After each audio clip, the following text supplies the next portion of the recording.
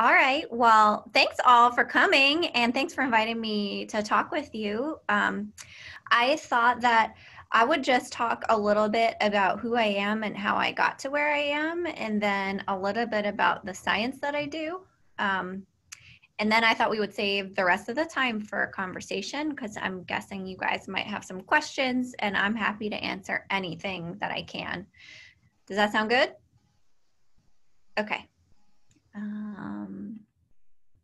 I'm going to share my screen.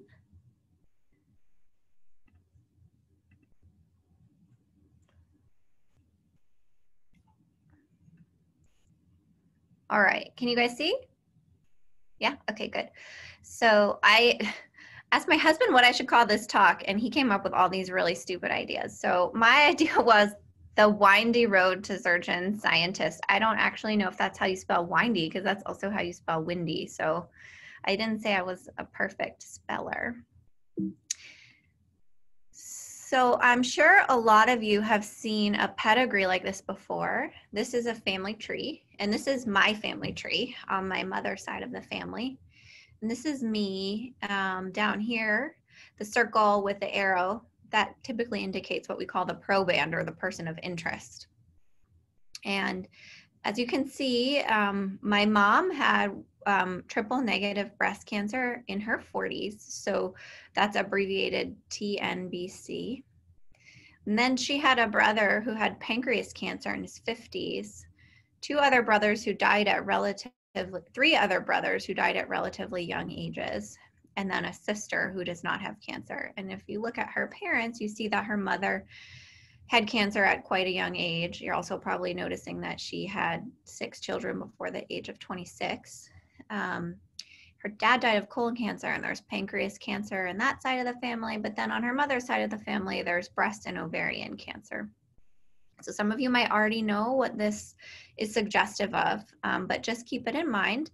It is a big part of my story. So this is the house that I grew up in Schenectady, New York, and that's in upstate New York. Neither of my parents went to college, and then I ended up going to a college that's a liberal arts college in Massachusetts called Williams College.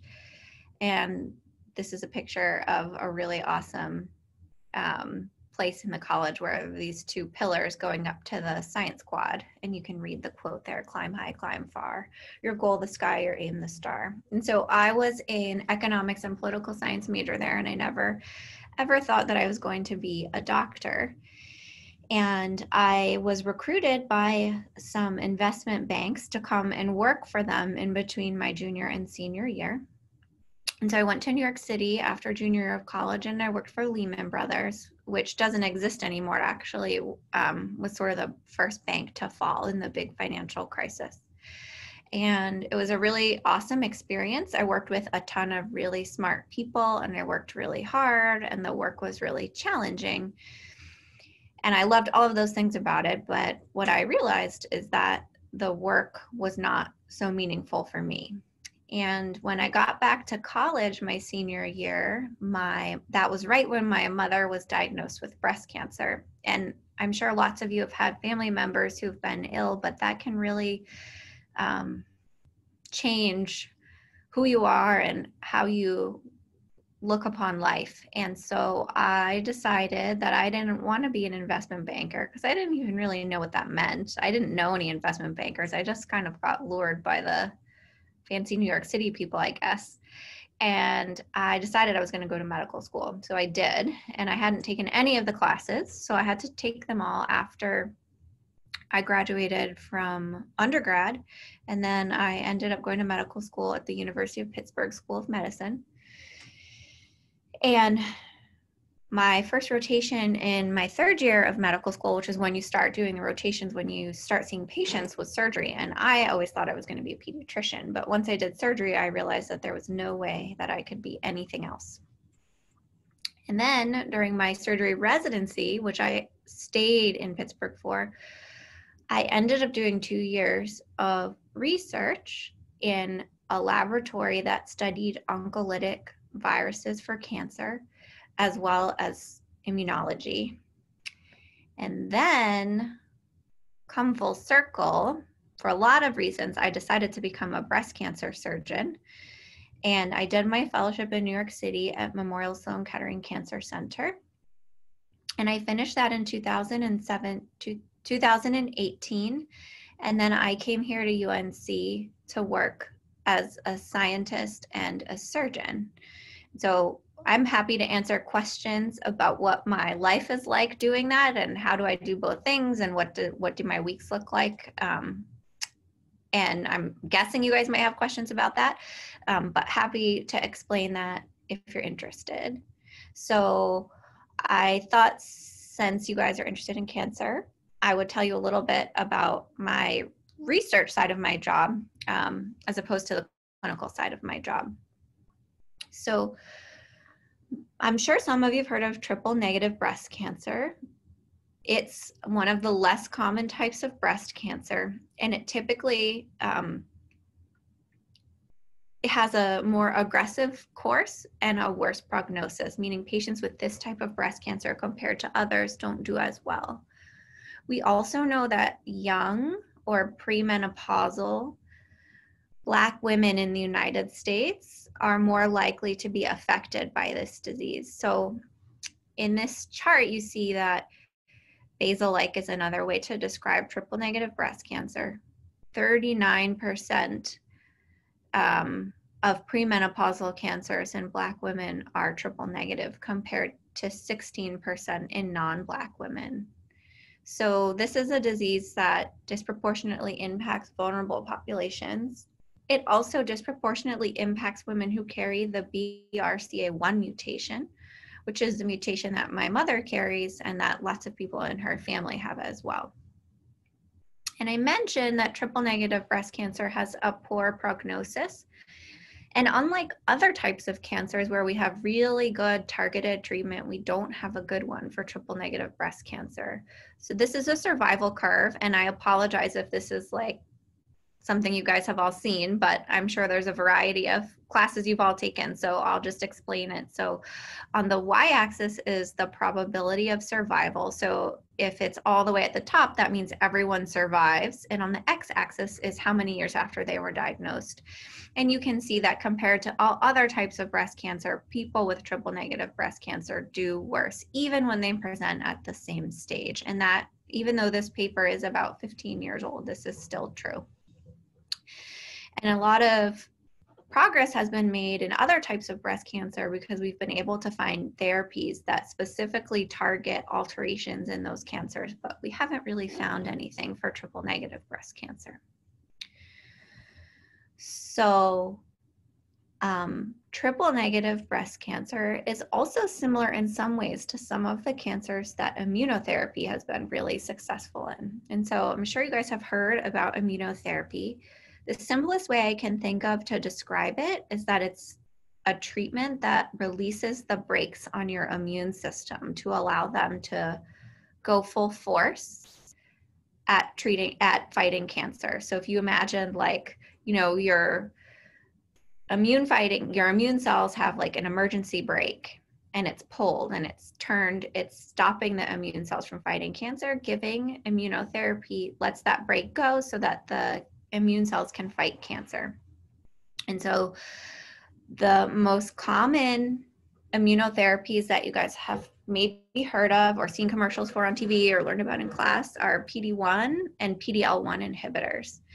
And PD-1 is a receptor that lives on immune cells, on T cells typically, and PD-L1 is its ligand, or it's what activates PD-1. And when those two things come together, it sort of shuts the T cells down.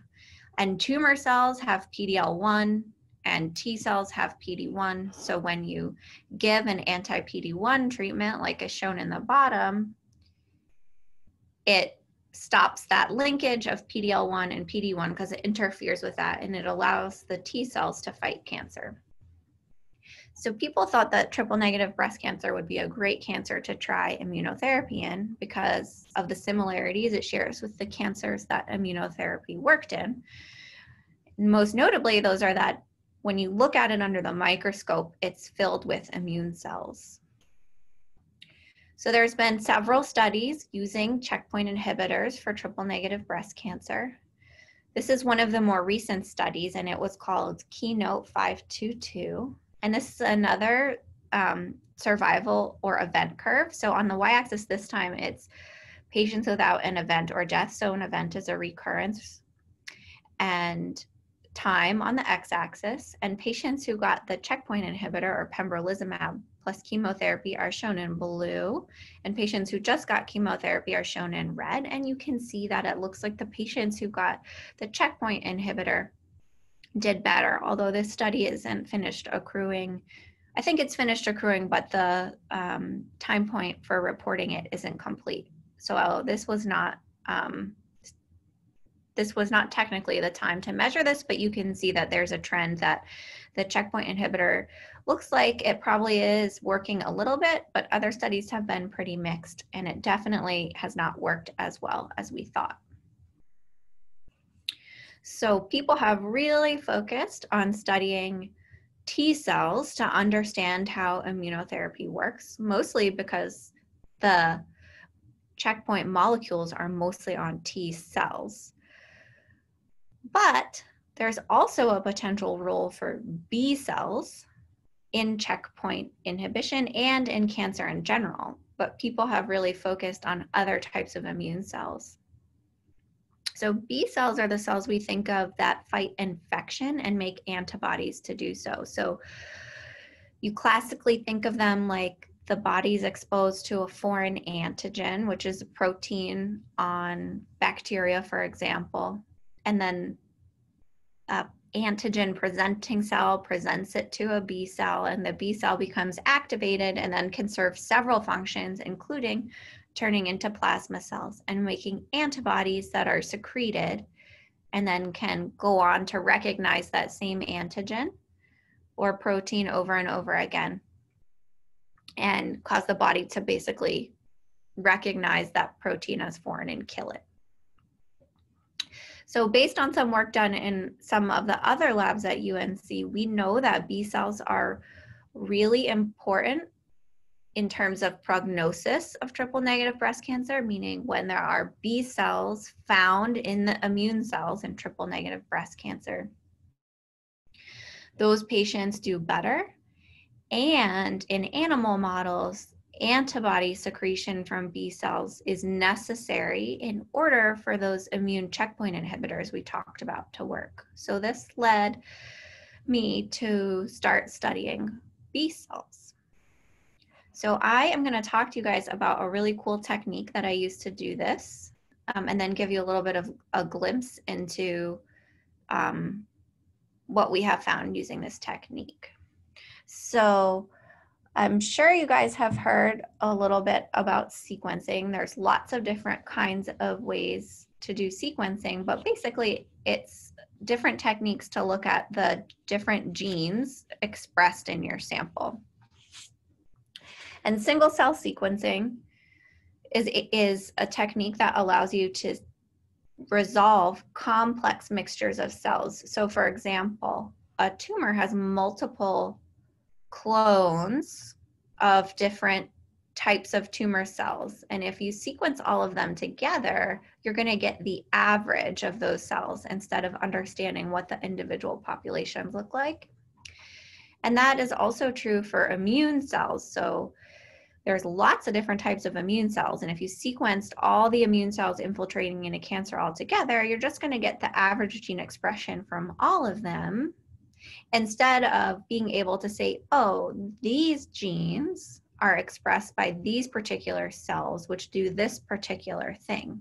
And so that can be really helpful in two ways. So one is when you're looking at really rare types of cells that aren't as common, or trying to identify subtle differences in cell types. So this is kind of a way to visualize that concept. So this colored mixture is a piece of tissue, for example. And if you take the bottom route, you sort of mash up all this tissue and do some chemistry. And you can do RNA sequencing of all of that tissue. And then the output is basically the average gene expression from all those cells. If you do single cell sequencing, on the other hand, each cell gets individually partitioned. And so the output instead is the individual gene expression profile of all of those cells. And then it really reveals the heterogeneity and subpopulation expressions of various types of cells. So this is a little bit more detail behind the science of how this works. So when it was first described about 10 years ago, it was really cumbersome to do this because you would have to do one single cell sequencing at a time, one cell per well. But with advances in microfluidics, which is beyond my expertise, but is a technique that I use to do this, we're able to process thousands of single cells in one tube without sorting the cells. So at UNC, we use a particular platform, which is supplied by a company called 10x Genomics. And it allows us to use microfluidics to partition and capture single cells, the reagents for reverse transcription, and then a gel bead, which contains barcoded oligonucleotides and an oil. And then they're all combined on a microfluidic chip and form vesicles called gel beads in emulsion. And that looks like this. So you have an individual cell, and then you have a gel bead and the reagents needed for reverse transcription. So within each of these, what we call gems, is it's a reaction vesicle in which the single cell is lysed and then the gel bead is dissolved, which releases the DNA, which is individually barcoded, and into solution with the cell, and then reverse transcription of the mRNA occurs. So then what you get out is DNA, or more technically cDNA, which is labeled with a barcode for each individual cell. So hopefully you guys followed me on that. It's a little bit of a complex system, but I think the key takeaway is that you can basically understand the gene expression on an individual cell level from using this technique. So as you can imagine, you get a lot of data when you do this. You get millions and millions of pieces of data. And so it takes collaboration with computational biologists in order to be able to analyze this data. And one way to do it is something called dimensionality reduction, and that can be done through principal component analysis. So each cell can have up to 20,000 values of gene expression, and so we use these techniques as a way to make something that is very complicated projected in a way that we can understand it visually. There's also other ways to analyze it called pseudo-time analysis, which uses machine learning to infer the sequence of gene expression changes that accompany cells as they change what they are over time. So it's sort of like inferring the path of a foot race by photographing runners from the air. And I put this painting here because this is by Seurat. And if you guys know this artist, you will know that if you stand up really close, these all look like a bunch of dots, but when you stand back, you're able to see sort of what the picture is. So it's the same concept. So why do we care about the single cell sequencing? Well, I already told you guys, but there's lots of other applications. So I use it to look at immune cells. So I use it for immuno-oncology, but people will use it to look at intratumoral heterogeneity, which could give ideas about why some parts of a tumor might respond to treatment and other parts don't, as well as other complex factors in the tumor microenvironment, which is like this area around the tumor, as well as cancer genomics. So how have I been using this technique?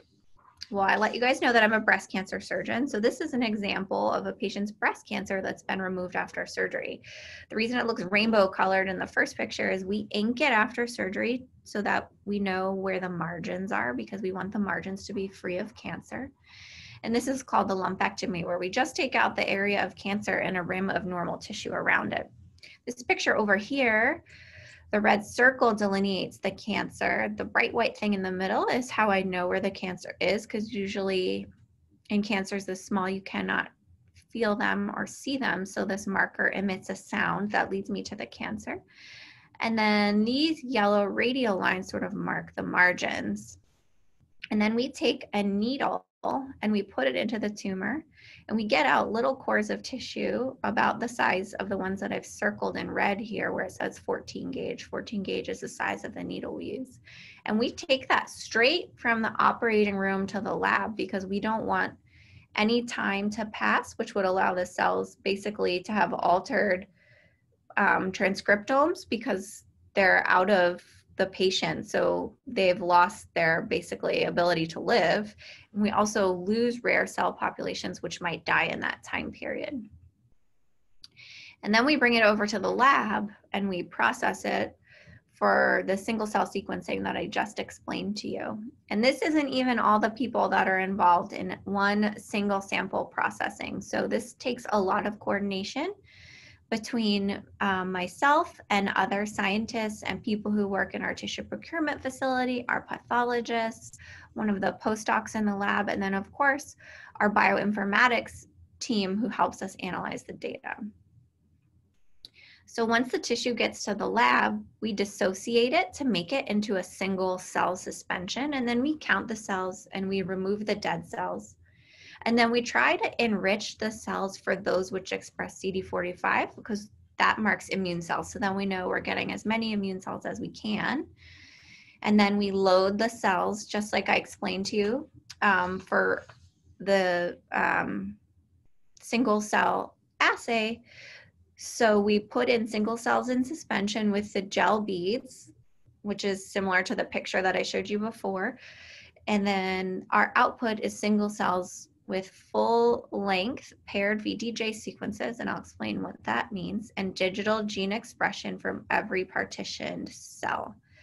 So VDJ sequences, remember I said that B cells can recognize antigens, and the way that they do that actually is something called VDJ recombination. So as B cells are maturing, they undergo random recombination of these segments, and it creates millions and millions of different possibilities, so that when something foreign enters the body, you're likely to have a B cell that has a VDJ sequence or a receptor sequence that recognizes it. So I mentioned that we're really interested in what are B cells doing in breast cancer. And there's a lot of things they could be doing. This is just a schematic of all the different things that B cells could be doing in cancer. And as I mentioned, this is a pretty understudied topic, but one thing we were particularly interested in is what kind of B cells are in there, and are they functioning in a way in which they're producing antibodies? Because we have that data from animal models that show that it seems like the checkpoint inhibitors only work when B cells are able to produce antibodies. So this is just an example to show you how much data you get from doing single cell sequencing. So you can see these are samples of triple negative breast cancer and another type of breast cancer, which is hormone receptor positive breast cancer. And then you can see the next column is the number of cells that we get from those little tiny samples that we take from a needle in surgery. And then we load about 17,000 cells every single time for single cell sequencing. And then I'll draw your attention over here. So the total number of reads is basically the output that you get from the reads of all the genes per cell. And those numbers are huge. So 447 million individual data points. And that's why you really need to partner with someone who is a computational biologist if you don't have expertise in that to understand how to interpret this data. So I mentioned that we can use something called dimensionality reduction in order to try to understand this data. And so this is an example of that. So this is one of our samples, and it uses something called the nearest neighbor technique, which basically groups cells together into clusters based on how close they appear to their nearest neighbor. And it will generate different clusters of cells, which you can then look at the gene expression to understand what those cells are. So this is just all the cells that we got out of our immune cells from a patient with triple negative breast cancer. And you can see there's all sorts of different immune cells there. Then we wanted to specifically look at B cells, and this is called a heat map. Generally, when something is shown in a heat map, one color means the genes are expressed highly, and the opposite color means they're depressed or not expressed highly. So in this case, yellow means the genes are expressed highly, and purple means they're not, and then black means they're basically not expressed at all. And on the left side, you see all the different genes, and then across the top are all the clusters that we found. So we found 10 distinct clusters of B cells, which all have different functions. And this is pretty exciting because people didn't really understand what B cells are doing in there. And one interesting thing we found is something called plasmablasts, which are like the kind of B cells that make antibodies. I'm going to skip that. So another thing we found is that it looks like, because we're able to sequence the VDJ from these individual cells, we can see when a B cell receptor appears to be sort of recognizing an antigen and replicating itself over and over and over again. And remember, this is not in the setting of infection, this is in the setting of cancer. So we see that B cell receptors, which we know the sequence of because we did single cell sequencing, are replicating themselves over and over and over within the same sample. So each B cell receptor is called a clonotype, and in this example here on the top, one single clonotype makes up 25% of all the clonotypes in this tumor. And so there's no real reason for a B cell receptor to replicate itself over and over and over like that unless it's recognizing an antigen. So this is some circumstantial evidence that maybe there's an antigen in some of these triple negative breast cancers that our own immune cells are able to recognize and potentially create antibodies. And it may be that, who knows? I don't want to make too many conclusions that aren't true, but it's pretty exciting. And so what we've done is looked at those B cell receptors that are making up very large portions of all of the B cell receptors, so meaning they've replicated themselves or they've clonally expanded, and we sequence them. And this is just an example of the sequences. And then by doing that, we're able to actually create antibodies against clone antibodies from those sequences, and then hopefully identify the antigen or whatever it is in the cancer that is making those B cells replicate themselves over and over again. And that's really exciting because that antigen could potentially be a target for a new treatment. So one issue with triple negative breast cancer is we don't have any specific targets for treatment. We usually just treat it with standard chemotherapy, which is sort of throwing the kitchen sink at it. It could be that it just means that the B cells are really active and are working really hard, but hopefully we can find out something that will help us either identify a new target for treatment or be able to enhance existing immunotherapy, since we know that B cells are really important for immunotherapy based on other studies which are beyond the scope of today. So that is it. That's all I wanted to share with you guys, but I wanted to give you the chance to ask anything you want. Okay, I have a question. Okay. So if you confirm that that antigen is present on your breast cancer cells, and you're totally sure, then what's the next step in like creating a treatment to target it? Well, the next step is, I think you have to figure out what is the antigen, because it could be that it's a self antigen. So it could be that, you know, in every patient, the antigens are not the same. So it could be like in my cancer, it's this antigen, and so-and-so's cancer, it's another antigen. And so that wouldn't be something that would be great to like design an antibody, for example, that binds to that antigen and then causes cell death, because it's not shared across patients. So first you have to figure out what the antigen is that's causing this to happen, and figure out, does that antigen, is it shared across patients, and does it have a biologic purpose? So you might have heard about like Herceptin, for example. That's a medication used in breast cancer that overexpresses HER2, but HER2 is a growth factor. So that's like an antigen that makes sense. If you give an antibody against that growth factor, of course, without the growth factor, the cancer cells aren't going to grow as fast. So I think there's a lot of steps between where we're at and finding a new treatment, if that makes sense.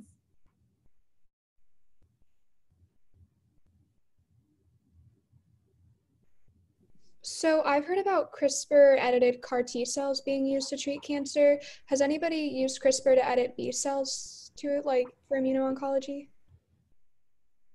Good question. I don't think people have used CRISPR to edit B cells for immuno-oncology.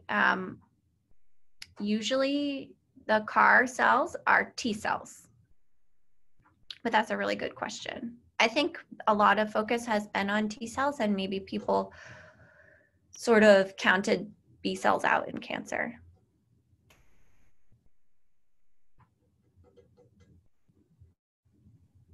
What do you think the future of surgical oncology is going to be sort of shifted to? Is it going to be like gene editing or immunological treatments, or like grafts, or where's it kind of heading? That's a great question. I think the answer is that it's personalized, and it's not just disease specific, but person specific. And so for some diseases that might be immuno-oncology, but for other diseases, it could be other things. I think I guess maybe the problem is figuring out a way to harness all of these scientific capabilities we have in a way that's feasible on a large scale. And, you know, for example, one single cell sequencing experiment is like $8,000. That's just an experiment. Or like giving a patient CAR T therapy is millions of dollars. So we have to figure out a way to scale the science so that we can individualize treatment, but do it in a way that is affordable. Or affordable isn't the right word, but efficient. So these immunological treatments have been out for a few years, right? Has there been a decrease in price already, or is it being kind of stagnant? Ooh. I don't know the answer. I wish I could tell you. That's like a whole talk in and of itself. The healthcare system is broken. So how many days of the week do you typically do in surgery and then in research? Yeah, so I operate every Tuesday, and I usually operate the whole day. And then I see patients on Friday, and I usually see them for the whole day as well. And then I reserve the other days really carefully to do my research. And so I generally spend Monday doing like group lab meetings and lab meetings with my own people in my lab. And then occasionally helping with experiments. I have a surgical resident that works in my lab, so I help him a lot. And then Thursdays are the same. Thursdays are a lab day, but I try to really not do any meetings or anything on Thursday. So I have time to read and think and write, which is pretty awesome to get paid to read and write. And then Wednesdays, I also try to do meetings in the afternoon and then in the morning. It just depends. So technically I'm supposed to spend 75% of my time based on the way that I'm funded doing research, but it doesn't always work like that. Some weeks it's more, some weeks it's less, but it evens out. And I will say that I don't know if any of you are interested in going to medical school. I do think that it's pretty hard to do both clinical medicine and basic science, but I think it's really rewarding, and you have an insight that a pure basic scientist will never have. That being said, sometimes I feel like the basic scientists will always know a little bit more about basic science than I will, but I'll always know a little bit more about clinical medicine than they will. And so if you can find a way to bring yourself together with them, and that, I think it really can benefit you and the science. And how long after you graduated undergrad did you spend before you went back to medical school? I actually only spent 1 year. I did a post-bac program. Just my personality, once I decided I was going to medical school, I just wanted to do it.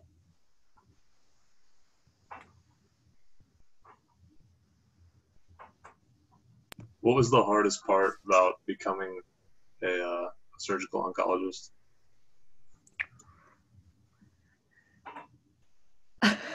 There's a lot of answers I could give. The training is pretty hard, but hard in a positive way. Like, it was also rewarding. So residency and fellowship are long. So it took me, I did 4 years of medical school, and then I did 7 years of residency, 2 of which were spent doing research, and then 1 year of fellowship. So that's 8 years after medical school. So that's 12 years after undergrad. So if you have friends that are in like real jobs, it feels kind of long. But I had 2 kids during that time, and I have 2 dogs, and I have a pretty happy life. So I wouldn't change it. Dogs are really key. What's the best part about being a surgical oncologist? Oh, I think it is like such a selfish job, because your patients are so grateful. They tell you like, thank you for saving my life. You know, I mean, what greater thing than to have someone tell you that? I mean, I did not save their life, but I helped. And that's really nice. I know that a lot of doctors, when they're choosing their path, the first thing they cross off kind of is surgery. So what drew you to surgery? I don't know why they do that. I think people are intimidated and scared of surgeons. Surgery was different, even when I started not that long ago. We didn't have that many women surgeons. Most of the surgeons were white men, and it's like sort of old fashioned and a lot of yelling. But it's not like that anymore. So I was drawn to surgery because it's like the best of medicine, because you get to do medicine, but you actually get to do something with your hands too. And I suppose a lot of you work in labs. So it's like, if you like working with your hands in a lab, it's the same thing, except that the lab is a human being.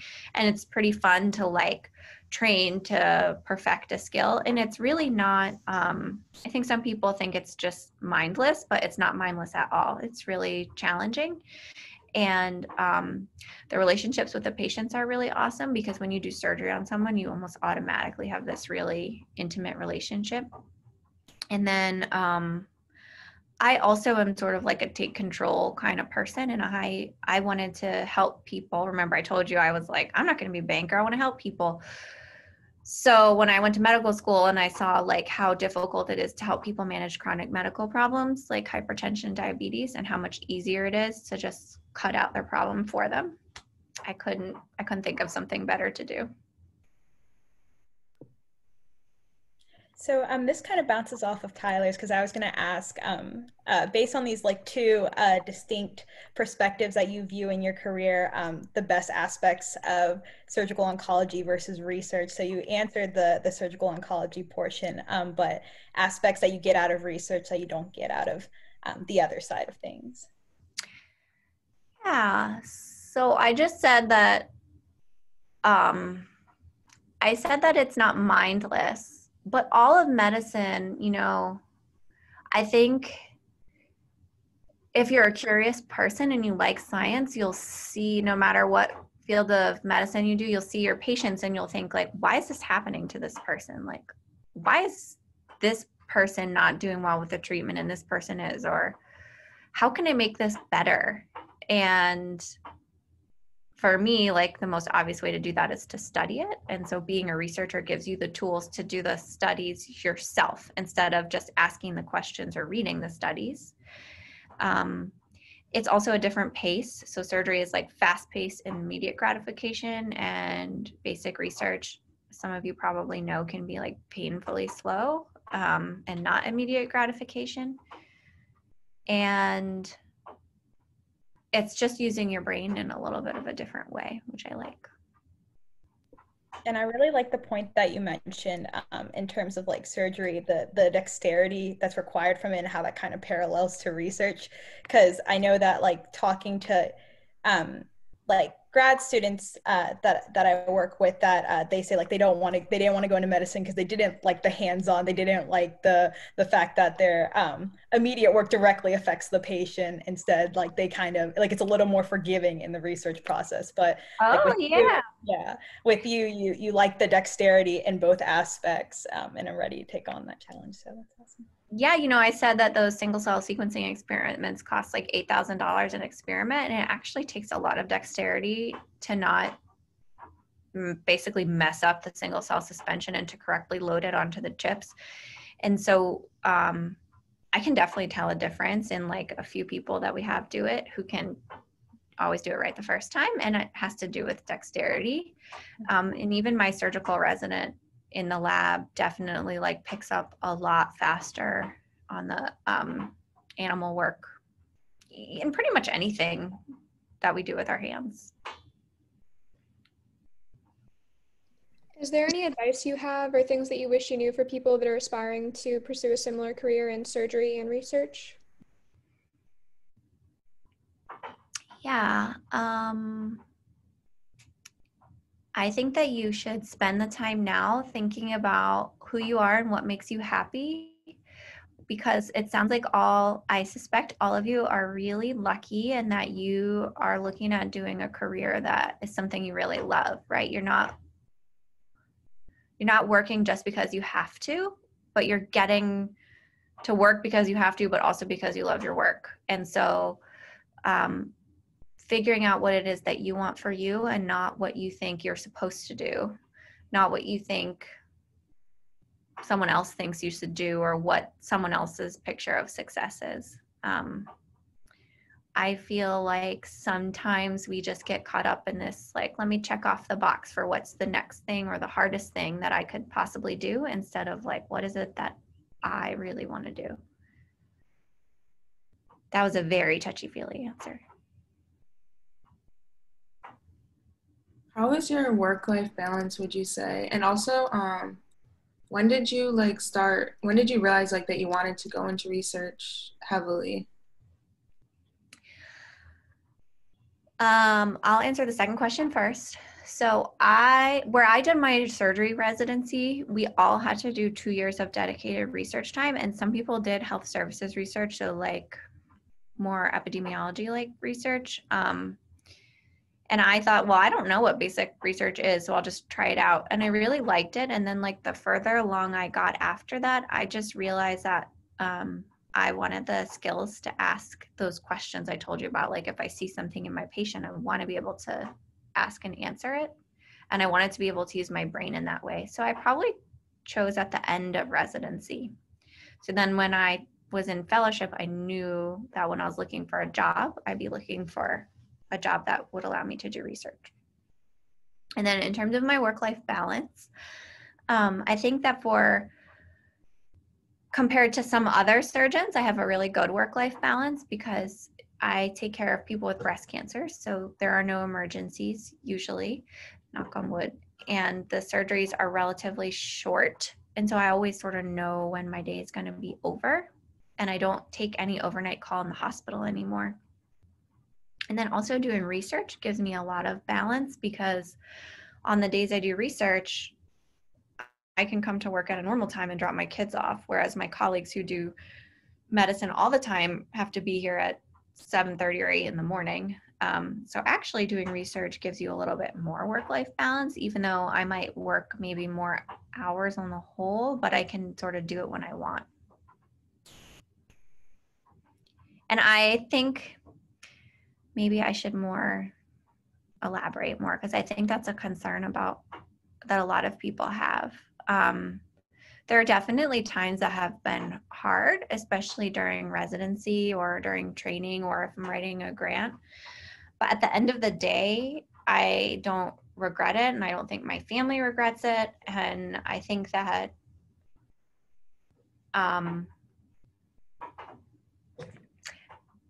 medicine and research are flexible. So you can always scale up or scale down if it's not working for you. So this is just, you've already kind of touched on this, but this is a more general question about kind of your drive to do both research and surgery. Uh-huh. I know that a lot of people that do just medicine, they have that immediate gratification that they can help someone and that maintains their drive to do medicine, but you're kind of at bay whatever the most current advancements in medicine are. Whereas those that do research or, they have that drive where I can help people, but they don't necessarily get to see the fruit of their labors. So how do you maintain both of those and stay happy doing both? I think I have times when one is really frustrating and then I'm like, oh, thank goodness I have this other one. And then vice versa, like, have you guys ever done an experiment like 3 times and it just doesn't work, and then I'm like, oh, let me go do some surgery and have a patient say like, thank you so much, doctor. And then I'm like, oh, phew. And then like I'm doing surgery and, I'm tired and my back hurts and I've done like, the same surgery over and over. And I'm like, let me go think. Or I see a patient who's like some really young patient who should not have cancer, who does and does poorly. And then I'm like, I don't know, how can I fix this? How can I help? I guess seeing your patients just like really reminds you, like when you see people have to get chemotherapy and talk to them about how terrible they feel, I'm like, oh yeah, I really do want to like fix this and help people. Hope that answered the question. Yeah, that was fantastic. Thank you. That was a really thorough answer.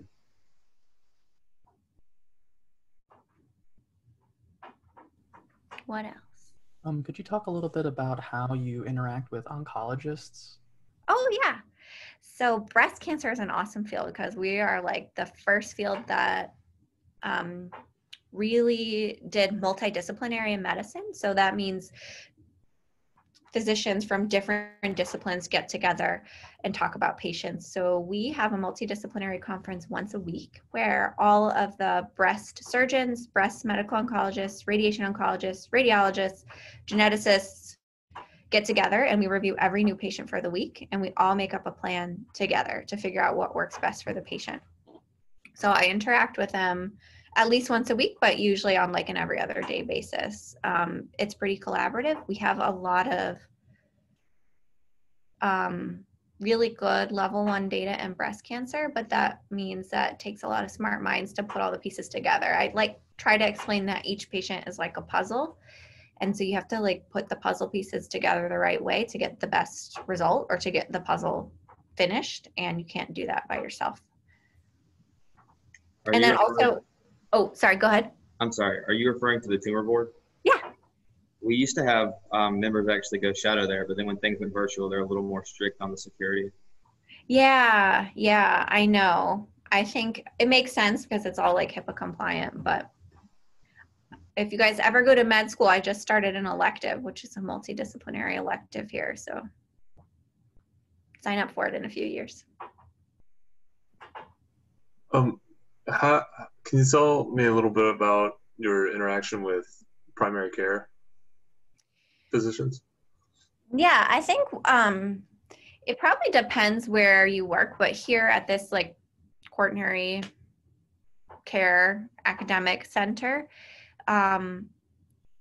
it varies. So if the patient has a lot of medical problems or a lot of social needs, I will interact with the primary care physician just to talk about how can we best help this patient. And especially if I'm having trouble sort of like connecting with a patient, I might get in touch with their primary care doctor. Like patients who are resistant to treatment or fearful of physicians, that can be really helpful. But outside of that, I don't interact with them that much. I think breast surgeons who practice in the community would a lot more.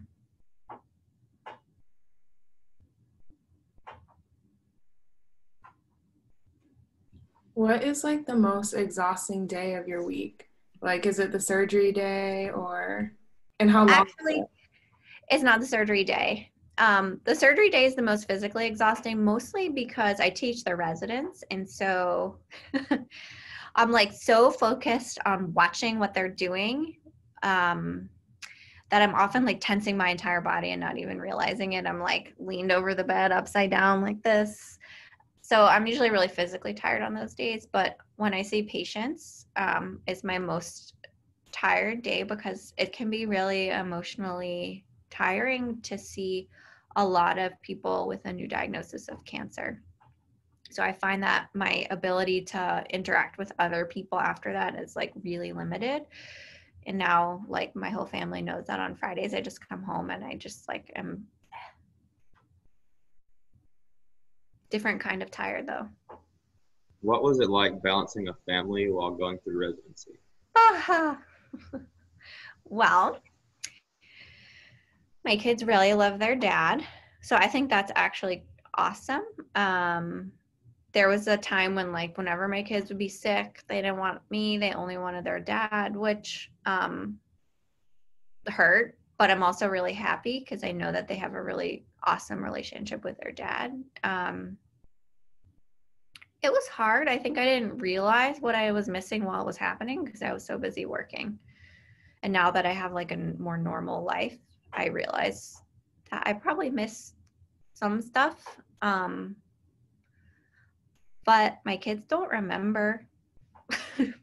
And I don't think they are any worse for the wear. And mostly I'm a little sad, but I think for me that I missed stuff, not because it affected them. Did you take a full maternity leave for both kids, or did you kind of get straight back to working? Well, that's another interesting topic that I'm just submitting an editorial today with a couple of other surgeons about. But the ACGME or the whatever board that accredits like surgery residency requires that you be there a certain number of weeks. And if you're not, then you can't graduate. And so when I was a resident during your last 2 years, you had to be there for all but 6 weeks. And so you need to save some time for vacation and you need to save some time to interview. I mean, you don't have to save time for vacation, but I thought, how could I make it through 2 years of residency without a vacation and just maternity leave? So no, I didn't. Is the short answer. I had like 4.5 weeks off. It's getting better. And actually the residency program here, I think is a lot better about it, but there are definitely changes that need to be made to the training paradigm overall to accommodate family leave. Yeah, I was not aware of that, but that sounds like something that definitely maybe didn't impact your kids, but definitely you and the time you could have spent with them. Yeah. And I think I think when you're a resident, you're just so focused on your work and you're generally like, I'm not going to lie, like you're pretty tired. So I didn't realize how tired I was going back after 5 weeks off or 4.5 weeks off, whatever, after having a baby. Because I was already so chronically tired, but I don't think, I kind of blocked that out.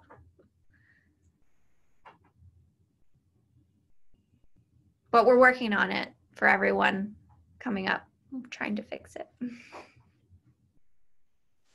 I had like sort of a comment and a question.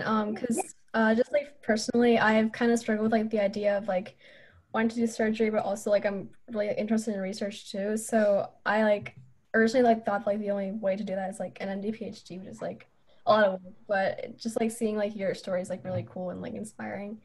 And I just like wanted to ask, does like for people that are surgical oncologists, does the research generally like follow like a more translational path, or can it also be like developmental? So, like I guess like how does it correlate? Yeah, I think it's always, I assume that most surgical oncologists want their research to somehow be related to the diseases they treat, but there's a huge spectrum. I mean, some people are much even further at the translational end than I am.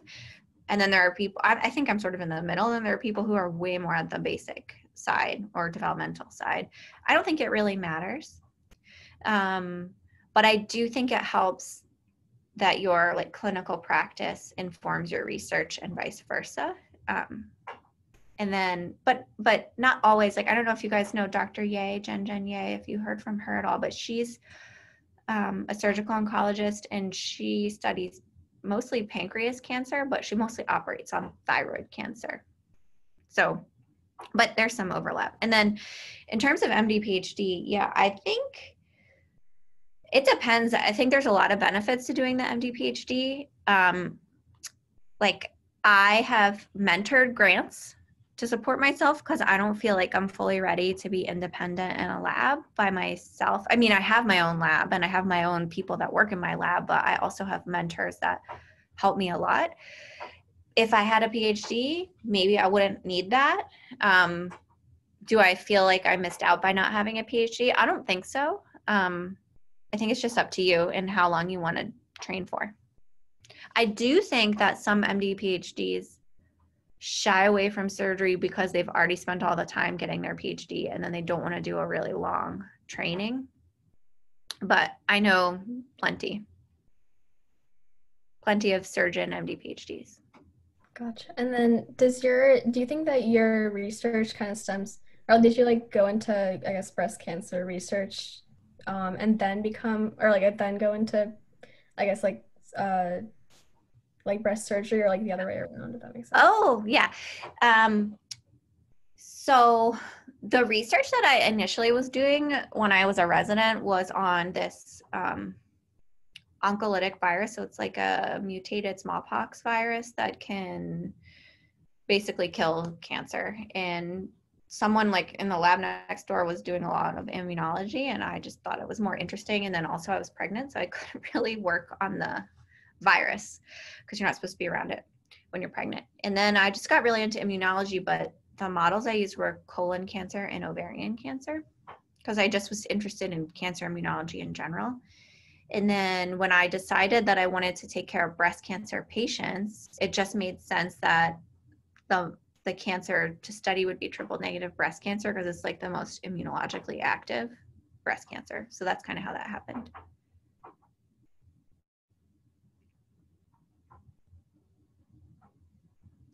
Anything else? Yeah, maybe one more question. You guys can ask whatever you want. You guys are fun. I'm just curious what the distribution in your field is of researchers of like MDs and MD PhDs, and like, are there a lot more MD PhDs than MDs? I really don't know.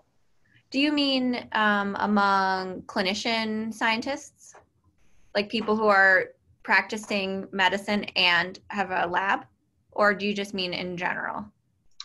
Medicine and the lab. Yeah, so I would say, first of all, it's much more common for people to practice medicine and have like a health services research focus just because it's easier. You're welcome, Hannah. Second of all, I would say that it's probably 60-40, like 60 without and 40% with.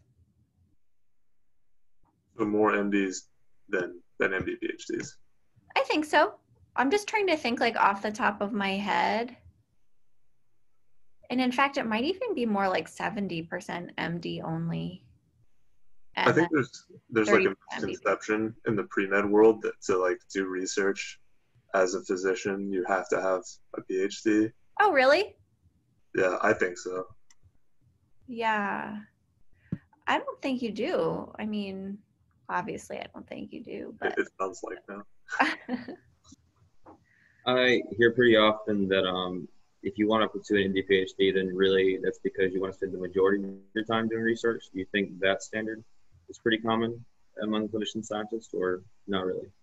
I think that when you're first starting out, and if you want to do basic and translational research, you need to spend a majority of your time doing research. But then I think once you get more established, it depends. There are people who decide that they just really like research and they take leadership positions, like within a cancer center, for example, and they might scale back their clinical practice. But other people are like, well, I'm funded and my lab is up and running and I have like a great lab manager and 2 postdocs and I don't need to be there all the time and I want to do more clinical work. And so they will. I think it depends.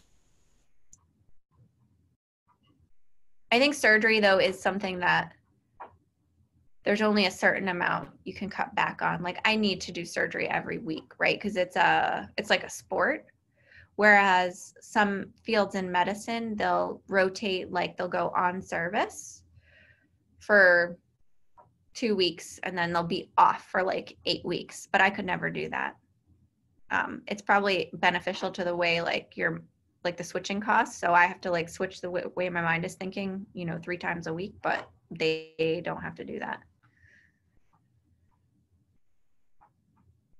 Is there any literature you recommend as far as like books, textbooks, studies for people that are interested in cancer research or surgery? Oh.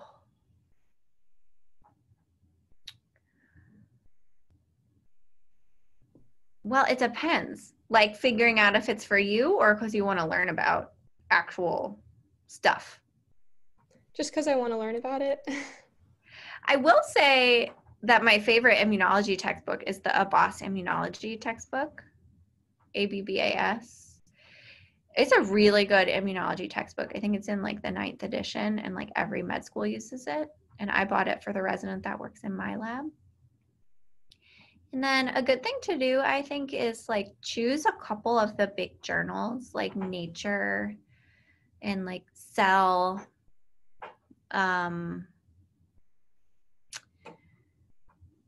And then look at their table of contents and see if there's any cancer-related studies that you might be interested in reading. There's ways to set up like PubMed alerts too, like if you're interested in a particular kind of cancer research, you can get PubMed to like send you alerts when a new article comes out about that. So I think that's kind of a cool way to kind of keep up on what's happening and then like see what people are doing. Thank you. Mm-hmm. I think Mendeley also offers something similar to that. Yeah, I think that's true. Sloan, it was Anton that tried to do the journal club, right? I think we should reignite that now. Yeah. That'd be cool to do a journal club again. That'd be nice. We could have that. I'm sorry. I'm trying to understand how you had children during. I guess I'm confused. It doesn't make sense. So like, did your husband just like, how did you do that? Did he not work after you had them, or like, how is that possible? Okay, so I was really lucky that I knew I was going to be doing research after my 3rd clinical year of residency. And I knew that that would be a regular schedule. And I was lucky enough that when I wanted to get pregnant, I did. And not everyone is so lucky. And so I actually had my first child like 3 months into my research time.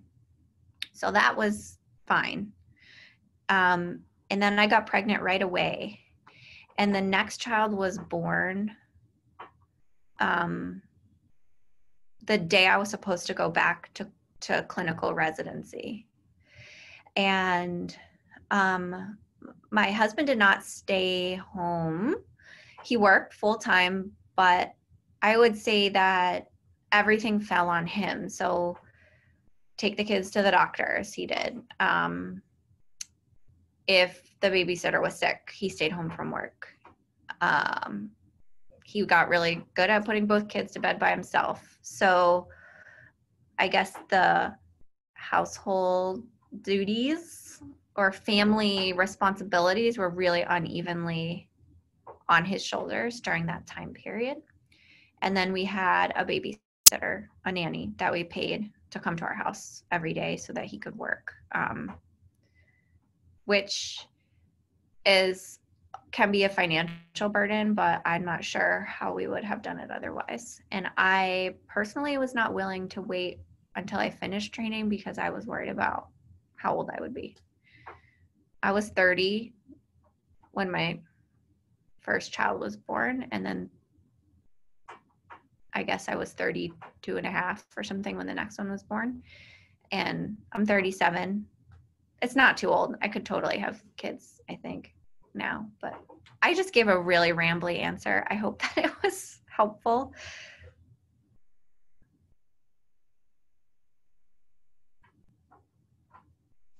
It was hard. How about that? It was hard. But that's also another important thing is like choosing your residency program. Like I felt like those people were my family, so I felt pretty supported during the whole time. I mean, there were times when I cried and didn't feel supported, but mostly I did. How many hours a week did you work as a resident? About 80. How many hours do you work now on average? Probably between 50 and 60, but not all of those are necessarily at work. So I try to sometimes wake up early, like, cause I drop my kids off at school twice a week, and like I try to be home for dinner most nights. So sometimes I'll just work on Saturday morning or something. And residency in the United States, there's a maximum amount of hours you can work per week. It's 80. Except I think neurosurgery might have an exception that it can be 100. And they take that pretty seriously. So you have to monitor how much you work, and you basically have to like not go to work if you're going to end up being more than 80. There are definitely times in residency, in surgery residency, when you would work more like 60, but there are definitely times when it's 80.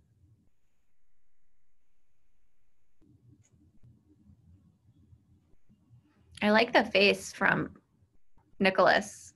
He's like, I'm not going to be a surgeon.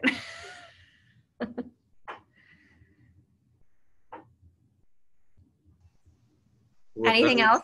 I love these questions are great. Like, you guys should ask this stuff so you don't get yourself into something and have no idea what you've gotten yourself into. Allie might have a question. How'd you know? Hi, Dr. Downs Connor. Hi. And I joined a little late, so sorry if this question's been asked already, but as a club, trying to, very heavily involved in the medical field, how would you say we reach out to physicians who, have very busy lives? I bet get a bunch of emails. So how would you say us undergraduate students could interact more with these professionals? Well, tell me about what ways you would want to interact with them. Like, are you talking about stuff like this, or shadowing, or just like potentially getting involved in their research projects? If you answer both, maybe, shadowing and research. And also, when I was asking, I was talking about more for the club. Oh, okay.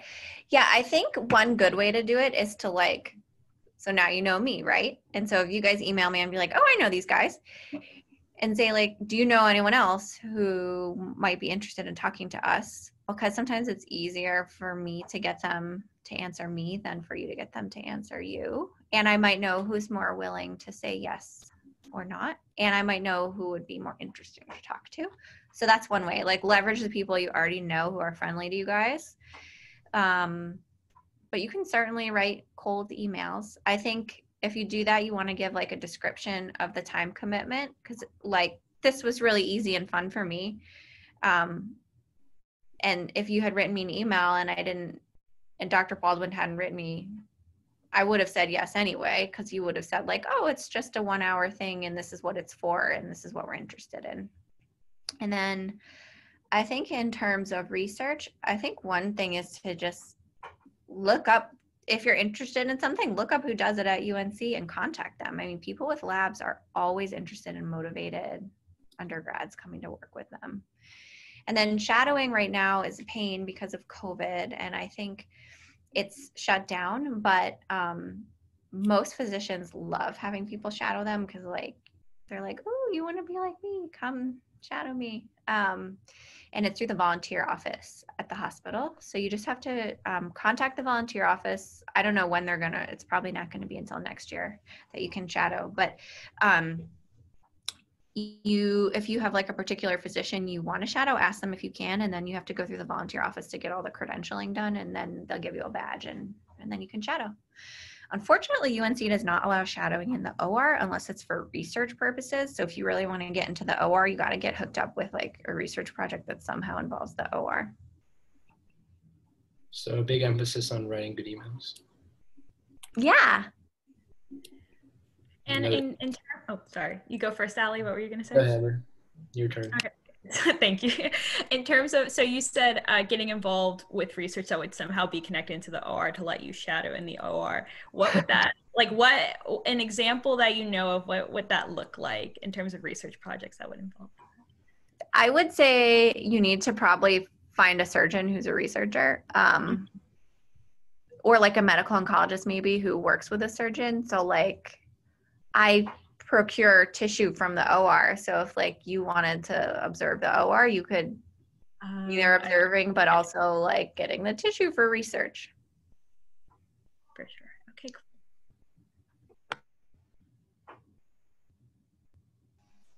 I think Allie, what Allie might have been hinting at is that we are working and have tried to make like a doctor shadowing program through the club. Yeah. Most doctors are very adamant. They're like, I will let someone shadow me, but I need to know who they are first. Like, they cannot just come to me. Really? Yeah. Yeah. They're not really fond of that. Who have you been asking? I'm putting my email in the chat, by the way, in case you guys want it. We have gone to some genetic counselors, a few general physicians here, and they were some really nice people. Like they gave us a lot of resources, but they didn't want us to necessarily just send random students to them. They wanted to know in advance. Do you know, is anyone in AED here? No? Because they have a shadowing program, and I don't know, they just said like, I don't even remember saying yes, but apparently I did. And then they would just email me and be like, hey, I'm your shadowing student for 6 weeks. And I'd be like, okay. So I don't know. Good connections yet? Yeah, I mean, I don't know if it's like competitive between you guys, but you could maybe ask them how they worked it out, because I think they've had pretty good success.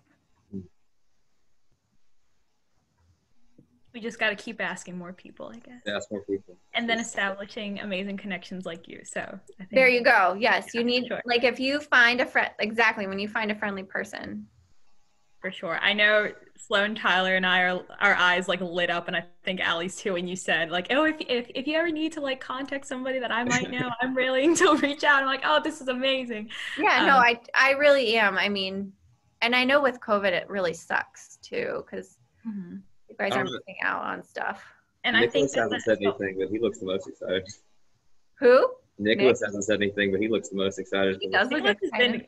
Crazy engaged. But I think that one valuable thing that is apparent in a lot of people in our student org is just the not only passion for medicine, but for a lot of us are research oriented as well. And like the outlook that you provide on both perspectives is, I think, something like a passion that's driven in us that we relate to a lot. So it's really great to, see that in action. And know that people can have the best of both worlds and still be living, you know what I mean? Still be animated and Normal. friendly. Yeah, exactly. So like not have like the life sucked out of them because they're so busy all of the time doing both. Yeah. Yeah, I think it's definitely possible, and there's a lot of benefits. I think a lot of people are discouraged from doing it, but I mean, While we don't have a doctor shadowing program, we do have a research shadowing program, and sometimes we offer positions. So if you ever need an undergraduate, let us know. We have I'm just about ready. I have 2 people right now, but I'll definitely let you guys know. I have a resident in my lab, and he is about ready for an undergrad. So I'll let you guys know, probably actually in a couple months. I don't know. Are you guys supposed to come back to campus in the spring? Who's to say? They want us to come back, but then there were also talks about a delayed start. So we'll see how it happens. I know things are a lot more cautious now because they don't want to mess up again. Yeah, so that would be embarrassing. Yeah. So something else I was going to ask is, like, other than looking at like undergraduate research happening at UNC, can we look into like what the hospital is doing in the medical school? Yeah, Like, so you should go to the Lineberger Cancer Center website. And I think that would be a really good resource because basically all the people there are studying cancer. And there's usually like a lot of people have links to their labs too, so you can see exactly what they're doing. And you might find some good potential mentors. Do you have any interview tips? Virtual interview or real interview? Unfortunately, virtual. For what, medical school? Yes. Okay. I know you could talk a lot about it, but anything brief would be great. What I tell people is, like, you're going to get asked a certain set of questions. So figure out what they are and come up with an answer and write it down if you have to. Like, I don't think it's good to memorize the answer because that also sounds kind of stupid. Not stupid, but you want to know, like, if they ask me what is my greatest strength, this is what I'm going to say. If they ask me what is my greatest weakness, this is the answer that I have. And run it by someone and be like, does this sound stupid? So I would say, like, and I literally like wrote answers out for med school and residency. Like, this is what I'm going to say. And then the next thing I would say is, if you put something on your CV, like if you worked on a research project and you forgot what you did, you better learn it before someone asks you, what did you do on this project? And then I would say, I don't know, for the virtual stuff, it's hard. You know what I notice? Like, I'm looking at you, Nick, but obviously it doesn't look like I'm looking at you. If you can, I think it's like best to look into the camera. Like, okay, see if you guys can tell. Like right now I'm looking in the camera. Does it look like I'm looking at all of you?